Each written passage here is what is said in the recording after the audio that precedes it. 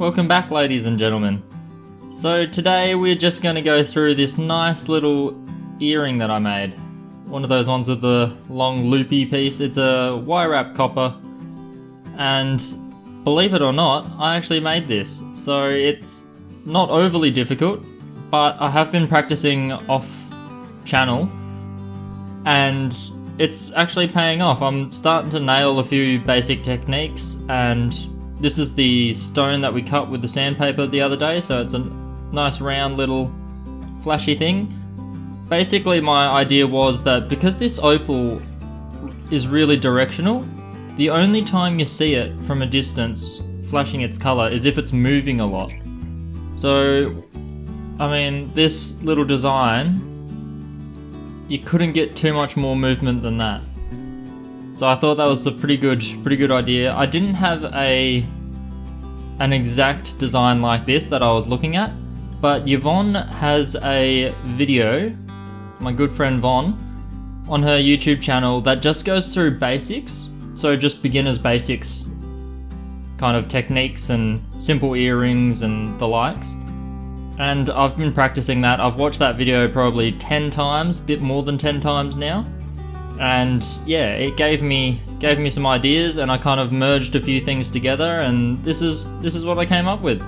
So in this video I'll just go through how to make this. I'll probably pull this one apart because I don't have another opal that is quite the same shape. So yeah, I'll cut this one free and we'll start again and see how it goes.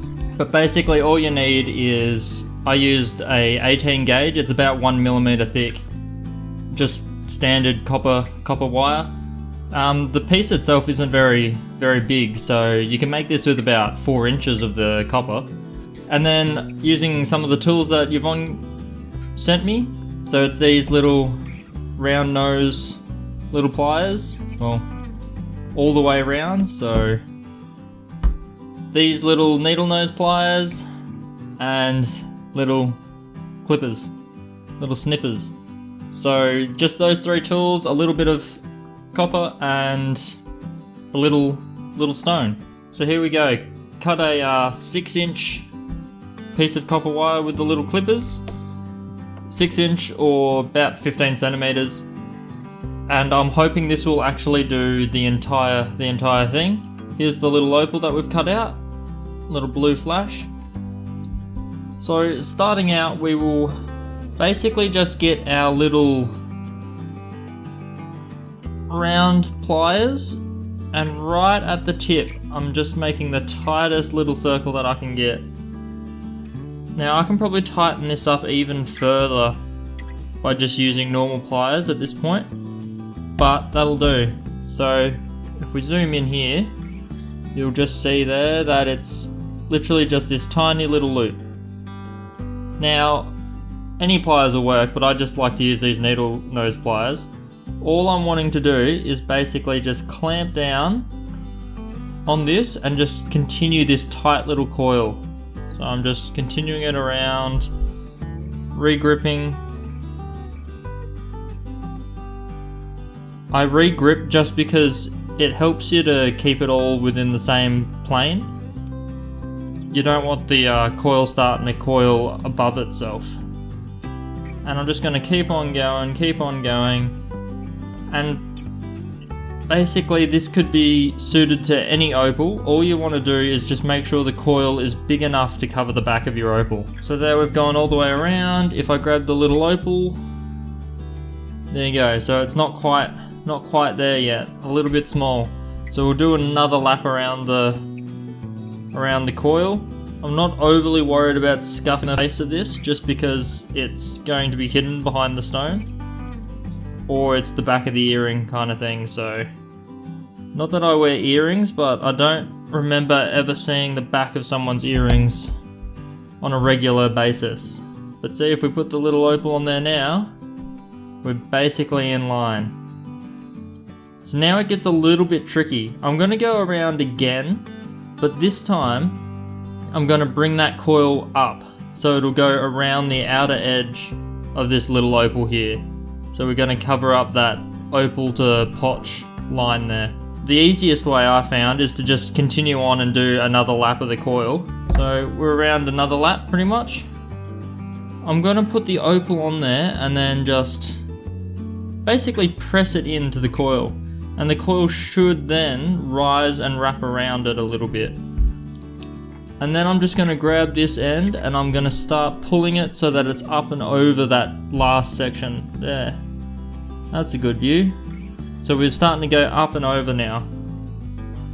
And this gets a little bit difficult. I found that this little rubber mat that I've got on the floor here is actually pretty good, because holding it here and twisting the copper, it can work if you push on the copper wire way back here and you get that torque. But to get it nice and tight, I found that if I just press it into the rubber mat, I can actually encourage it to wrap around a bit better. So we're just going to go around like that. And even more aggressively now, we're going over the top of the opal basically, because we've got to lock that in place. See how it's still bobbling out? We've got to actually get that copper up on top, like so.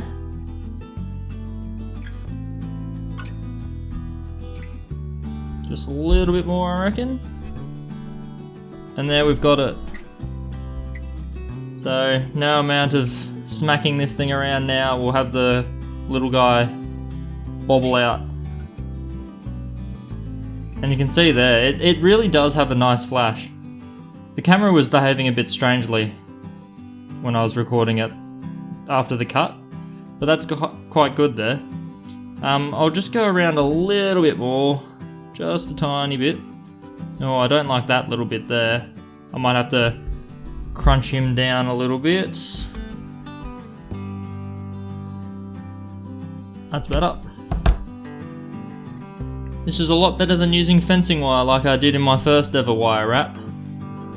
That is for sure. And there you go. So that's that part. The little opal is stuck in there. It shouldn't make too much of a rattling sound or anything either, because that means you've got too much space for it to move around and that could actually wobble out. And in working it and bending the wire around, it does stiffen up a lot. So you don't have to worry about the softness of the wire too much either. I just took apart the other one and it was actually really difficult. So now we're just gonna give it a quick tweak upwards. Might actually just use these little, these have fast become my favorite little pliers. But there you go. So now it's tweaked upwards, and we are actually going to just cut this off. We only want a little bit there, just enough to grab these and do a full loop back down and close it. So I'd say, I don't know, about a centimetre or so. Something like that will probably do. So I'm just going to give that a clip.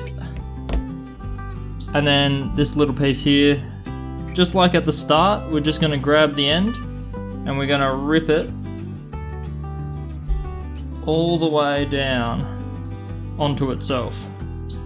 And I'm trying to do it as tight as humanly possible, just like that, until it meets up. And that is the little opal pendant part of the deal. So the next part was that little loop hook that I did. So for that, I'm literally just going to use this little offcut that we just cut off. So it's only now, I don't know, 2 inches, a bit less, around about 2 inches. And we're going to start by just doing a tiny little loop. We've already done 2. The third one shouldn't be any more difficult. Just pinch it in the tip all the way around until it meets up. And there you go, it meets up. The next part, I actually just use the handles of this. And you basically just want to wrap this around the handle. I guess it all depends on how much you want to. If you've got earrings that have one of these kind of hooks, you can probably just model it on that one. But for me, I do not own any earrings at all, believe it or not. So I'm just going to use this as a guess. And yeah, so you can see here, if I zoom out a little bit, I have literally just wrapped it around the handle, which gives it that nice little shape. And then I'm just going to tweak it out, because that's what Yvonne did and she knows earrings better than me, and then slide it off. And there you have that part as well. Now I think this tail's a little bit long, so we're just going to give that a clip just about there. Make sure it doesn't fly off and hit someone in the eye. And there you have it. So there's your little loop part. Now you'll see that this is closed and this on here is closed. So how do I actually get them together? All I do is I grab this one and just tweak it. Just tweak it slightly. I'm not undoing the loop. If I zoom in, you'll see that rather than undo the loop and then have to redo it again, I've just pulled that front end forwards. Then I can just grab this part here, loop it back through, back to the pliers, grab the part, and just make it nice and snug again. Have a look at that. Beautiful. Jingle jingle. And you've got yourself a little earring. Just like that. Great for an opal that's a bit directional and needs a little bit of a wobble to be able to have some sort of color play. If this was just static in a claw setting or something, a lot of the time you wouldn't see very much. But with this, like the way it is, you'll probably get the bloody magpies or bluebirds or whatever there are in other countries hunting a bit of blue.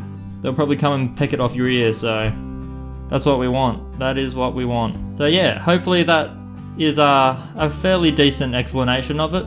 Give it a try yourself if you're into the wire wrapping. I mean, very little tools required. I mean, this is a godsend, this one. So, out of everything Yvonne sent me, these pliers are incredible.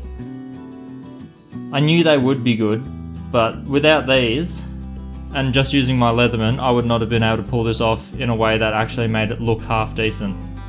So, yeah, that's about it. Practice away, guys. Even just if you're practicing the coils, I practiced this little coil thing for, I don't know, a couple hours now, so it does require a bit of practice, but in no time you'll get there. If I can get there, anyone can get there. So look at that. Nice little earring. So now I'm going to go off and go back to carving something, even though this was insane fun, and I'll probably do another piece real soon, but carving a piece of boulder. So see you when I get that one done.